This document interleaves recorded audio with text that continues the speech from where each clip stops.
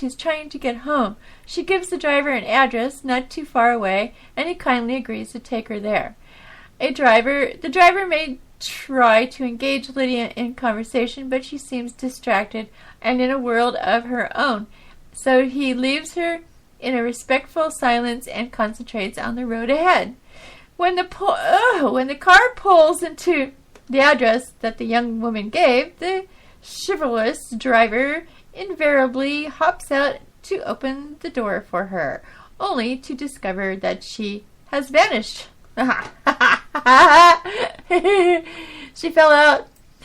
Perplexed, the man goes to the door, where an old woman answers. The man explains that he picked up a young lady named Lydia by the overpass who asked to be brought to this address, but she's no longer in the car. He wonders if she may have run out before he could open the door, and he just wants to know if she's safe and if everything is as it should be. A faint, pained smile of a recognition passes over the old woman's face as she reaches for the picture in a silver frame sitting by the table by the door. It's a photograph of the young woman the man drove to the house. Lydia was my daughter, the old woman said. She died in a car wreck by the overpass in 1923. You're not the first one, and I suppose you won't be the last. Even so, often, her spirit flags down a passing driver. I suppose she still doesn't understand what happened to her. I suppose she's still trying to get home. That's why the overgrown underpass near Jamestown is called Lydia's Bridge. Drive past it on a rainy night, and you may see Lydia, too. Vanishing hitchhikers are a staple of American folklore. Seemingly every state in the Union has some variant of the story of a young woman who died in a car crash on the way home and is still trying to make her way back home. In this book, The Vanishing Hitchhiker, Professor Jan Harold Brunvard records multiple variants of the story, including one of the 11 recorded in North Carolina in the 60s. The legend seems to date from even before the invention of the automobile, as there are recorded versions of the ghost hopping on buggies or horses. Yeah, okay. Sometimes the mysterious passenger is a religious figure, a Catholic saint, a Mormon, wandering Nephite, or even Jesus in person, and on the road to deliver helpful warning message for the driver and about the impending apocalypse. But like any oral tradition, these stories have shifted through the years. A few central points of the North Carolina legend remain stable. The girl's white dress, her sitting in the back seat, and the fact that it's raining seem to turn up every version. It's only relatively recently when the influence of the internet began to give our oral culture a more static format that the variant where the girl's name is Lydia and specifically identified the overgrown bridge has become the most often told one. Versions of the story circulating in the 60s usually insisted that the girl's name was Mary and that she was trying to return home to Greensboro, having attended a dance in Raleigh, and the point where the driver picks her up is usually given as somewhere along US 70, but the bonus of having a specific and generally creepy destination associated with the story seems to have fixed out homegrown hitchhiker halfway to the high point and perpetually flagging down passing motorists from Lydia's Bridge. The fact that Lydia's Bridge is not actually a bridge, but a culvert to carry the railroad tracks over a now dry stream bed is accounted for in the wonderful way that the oral tradition compensates for the unhelpful reality that by the stories usually specifying that the road has been rerouted. Recently, the tidbit confirming that the ghost hunter found the death certificate for Lydia Jane M. Blank, who died on December 23rd or 31st, 1923 from fatal injuries from motoring accident has been circulating with the online versions of the story. Oh, what does the story or the phantom hitchhiker mean? Why do we keep telling it time and time again? It's probably Probably worth noticing that most versions of the story place the accident sometime in the 1920s. A time of death of a young woman in an automobile accident would have been a relative rarity and not the unfortunately common occurrence it is on today's overcrowded roads. There may be a similar folk memories of that first fatal accident which took a life of a young woman from the town kept alive in the Phantom Hitchhiker's stories. There also may be something in the way of the story captures the excitement of teenagers' first few years of driving, where making the journey from Raleigh to Greensboro alone at night can seem like an adventure, and where anything is possible, even picking up a hitchhiker who died nearly a century ago. Yeah. Okay. 40. Wow, you guys talk a lot, man. Have you guys been talking all this time? What about the legend? Are you drinking, Mojo? What about... I don't have a legend. What legend? Yeah, I'm not a legend in my own mind either. Nope. No, don't go there. Don't go there, girlfriend.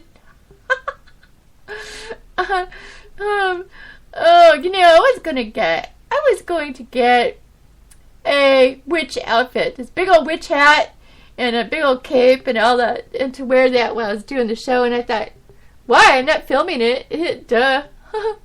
Maybe next year I'll film the whole show and put on a costume. Oh, great. Just splashed wine cooler on my forehead. That was fun. Okay, I need to take a quick break. Just hope I make it back in time. If I don't, I'll be right back, okay? I'm going to leave the room, but I'll be right back. I'll play a song.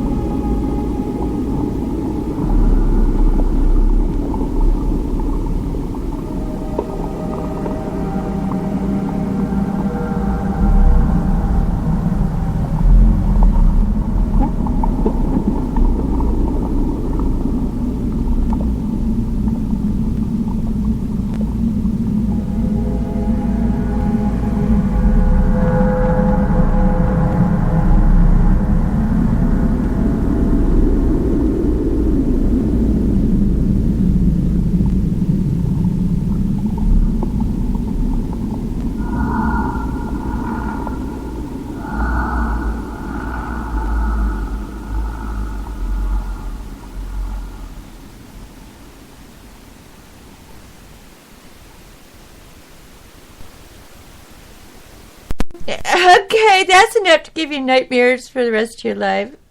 That song. Gosh. Well, I picked it. Ew. I don't know about that. But that does kind of freak me out. Okay. Let's see. How much minutes I got? Oh. Wow. I'm getting there, huh? A few more stories and a few more songs and I'll do it, huh? 48 minutes. Ah, dang, that's a long time still. Okay, another song.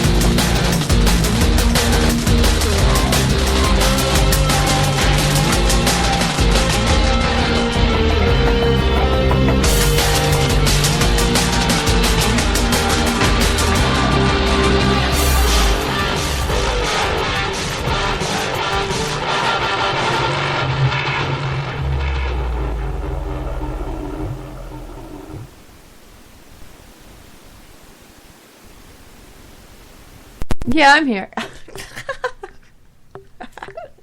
I was reading funny things about goats.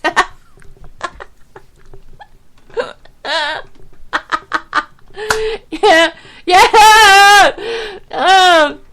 Well, it's nice to see Mr. Guest and Mojo, my Mojo Mamma Mia, is here.